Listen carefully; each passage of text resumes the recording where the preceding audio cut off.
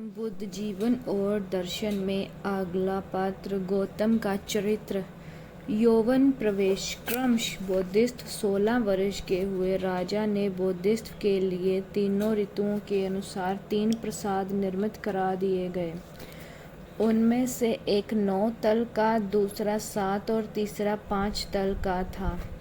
40,000 नाट्य करने वाली स्त्रियों को नियुक्त किया गया। बुद्धिस्ट अप्सराओं के समुदाय से घिरे देवताओं की तरह अलंकृत नटियों से प्रवर्तित स्त्रियों द्वारा बजाए गए वाद्यों से सेवित महासंपत्ति का उपभोग करते हुए मौसम के क्रम से उतने प्रसादों में विहार करते थे। राहुल महादेवी इनकी आग्रहिणी थी। वह इस प्रकार महासंपत्ति का उपभोग करते समय एक दिन बुद्धिस्ट की जात बिरादरी में ऐसी बात चली, सिद्धार्थ क्रीड़ा में ही लगा रहता है, किसी कला को नहीं सीखता, युद्ध आने पर क्या करेगा। राजा ने बुद्धिस्ट को बुलाकर कहा, तात मेरे सगे संबंधी कहते हैं कि सिद्धार्थ किसी कला को ना सीखकर सिर्फ खेलों में ही लिप्त रहता है। तुम इस बारे में क्या उचित समझते हो।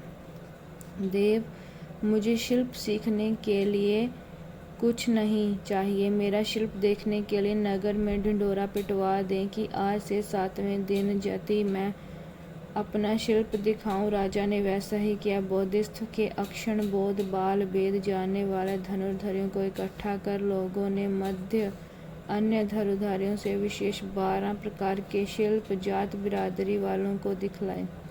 इनका विस्तार सरभंग जातक में आए वर्णन के मुताबिक जानना चाहिए। तब बुद्धिस्ट के सगे संबंधियों की शंका दूर हुई। 4 पूर्व लक्षण।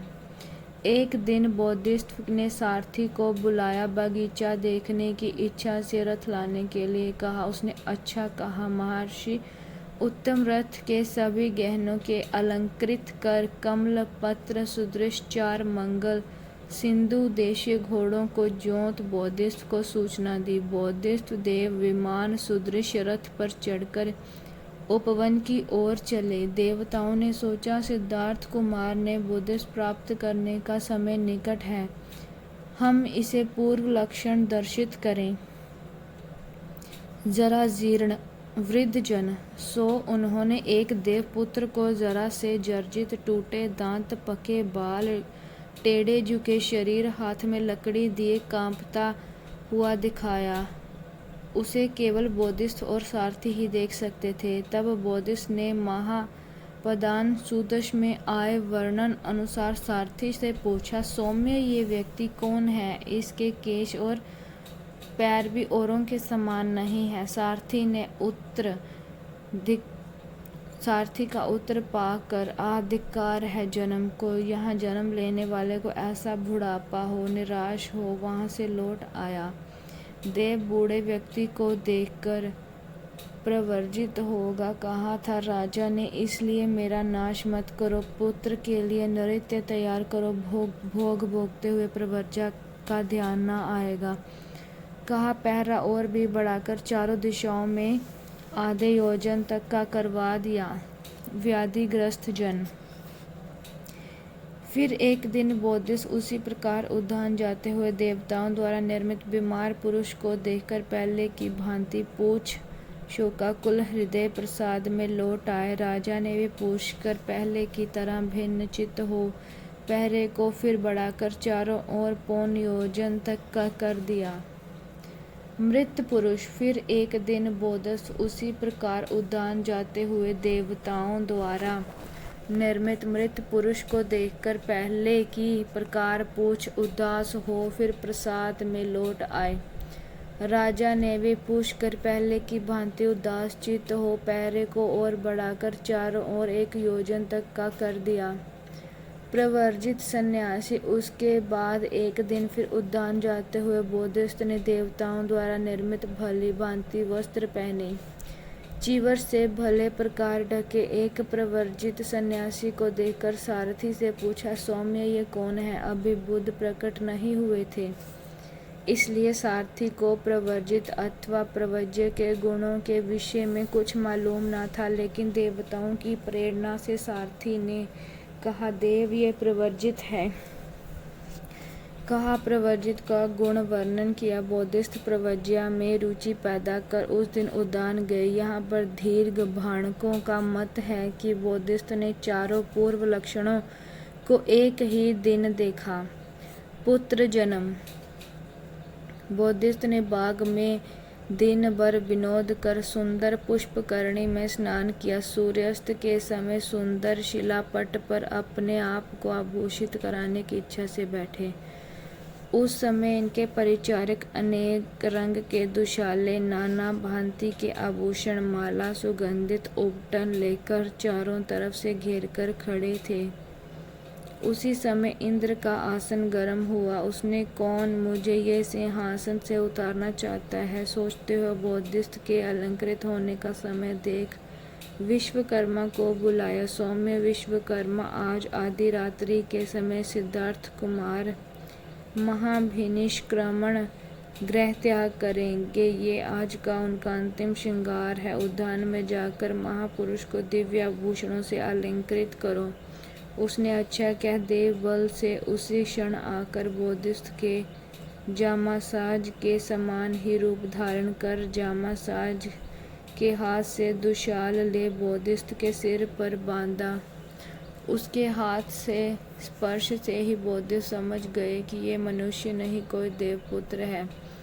पगड़ी से सिर को वोष्ट करते ही सिर में मुकुट के रत्नों की तरह एक सहस्त्र दुशाले उत्पन्न हुए। सिर छोटा और दुशाले बहुत, इसकी शंका न होनी चाहिए, क्योंकि उनमें सबसे बड़े दुशाले का वजन ही श्यामलता के पुष्प सम था और दूसरे को कुतुम्बक के फूल के ही बराबर थे।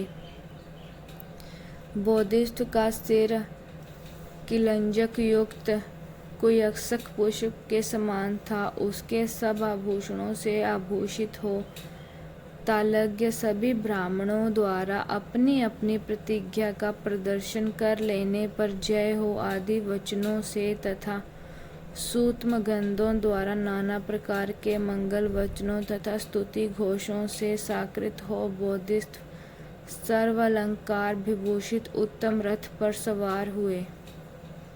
पुत्र राहुल का जन्म। उसी समय राहुल माता ने पुत्र प्रसव किया। सुन महाराज शुद्धोधन ने आदेश दिया कि मेरे पुत्र को ये शुभ समाचार सुनाओ।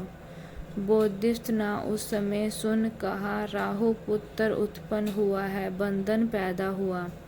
राजा ने मेरे पुत्र ने क्या कहा पूछा। उसे सुन कहा, अब तो मेरे पोते का नाम राहुल कुमार हो। बोधिस्थ श्री श्रेष्ठ रथ पर सवार महान यश, अति मनोरम शोभा तथा सौम्य के साथ नगर में प्रविष्ट हुए। उस समय प्रसाद के ऊपर बैठी कृष्या गौतमी नामक क्षत्रिय कन्या ने नगर की परिक्रमा करते हुए बोधिस्थ की रूप शोभा को देखकर अधिक प्रसन्न तथा हर्ष से ये उदान कहा, परम शांत है वह माता, परम शांत है वह पिता और परम शांत है वह स्त्री जिसका इस प्रकार का पति हो। बोधिस्थ ने ये सुना तो सोचा, ये कह रही है कि इस तरह का रूप देखने वाली माता का हृदय प्रथम शांत होता है, पिता का मन परम शांत होता है, पत्नी का हृदय परम शांत होता है। किसके शांत होने पर हृदय परम शांत होता है? तब रगादि कलेश मलों से विरक्त होते हुए बोधिस्थ को ये विचार हुआ कि राग अग्नि के शांत होने पर परम शांति होती है, देश अग्नि तथा मोह अग्नि के शांत होने पर परम शांति होती है, अभिमान, मिथ्या विचार आदि सभी मलों के उपशमन होने पर परम शांति होती है। मुझे यह प्रिय वचन सुना रही है, मैं निर्वाण को ढूंढ रहा हूँ। आज ही मुझे गृहवास छोड़ निकल कर प्रवर्जित हो निर्वाण की खोज में लगना चाहिए। ये इसकी गुरु दक्षिणा हो। क्या उन्होंने अपने गले से 1 लाख का मुक्ताहार उतार कृष्या गौतमी के पास भेज दिया। सिद्धार्थ कुमार ने मेरे प्रेम से वृद्ध होकर उपहार भेजा है, सोच वह बड़ी प्रसन्न हुई।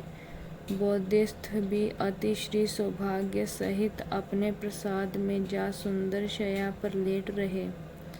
उसी समय सभी अलंकारों से विभूषित नृत्य गीत आदि में दक्ष देव कन्या समान परम सुंदरियों ने अनेकश भाग्यों को ले कुमार को घेर कर खुश करने के लिए नृत्य गीत और वाद आरंभ किया। बोधिस्थ मलों से विरक्त चित्त होने के कारण नृत्य आदि में रत ना हो थोड़ी ही देर में सो गए। उन स्त्रियों ने सोचा जिसके लिए हम नृत्य आदि करती हैं वह सो ही गया, अब हम क्यों कष्ट करें। इसलिए वो भी अपने अपने भाग्यों के साथ ही सो गई। उस समय सुगंधित तेल पूर्ण प्रदीप जल रहे थे। बोधिस्थ जाकर पलंग पर आसन मार बैठ गए। उन्होंने भाग भंडों को साथ ही लिए सोई उन स्त्रियों को देखा। उनमें किन्हीं के मुंह से कफ और लार बहकर उनका शरीर भीग गया था। कोई दांत किटकिटा रही थी, कोई खांस रही थी, कोई बड़बड़ा रही थी। किन्हीं के मुख खुले हुए थे, किन्हीं के वस्त्र हटे होने से अति घृणा पादक गुनाह स्थान दिखाई दे रहे थे। उन स्त्रियों के इन विकारों को देखकर वह अत्यंत दृढ़ता पूर्वक काम भोगों से विरक्त हो गए। उन्हें वह सुअलंकृत इंद्र भवन, सुदृष्ट महाभवन, सड़ती हुई अनेक प्रकार की लाशों से पूर्व कच्चे शमशान की तरह मालूम हुआ। तीनों ही भव जलते हुए घर की भांति दिखाई पड़े। हा कष्ट, हा शोक, ऐसी आ निकल पड़ी। उस समय उनका मन प्रव्रज्या के लिए अत्यंत आतुर हो गया था।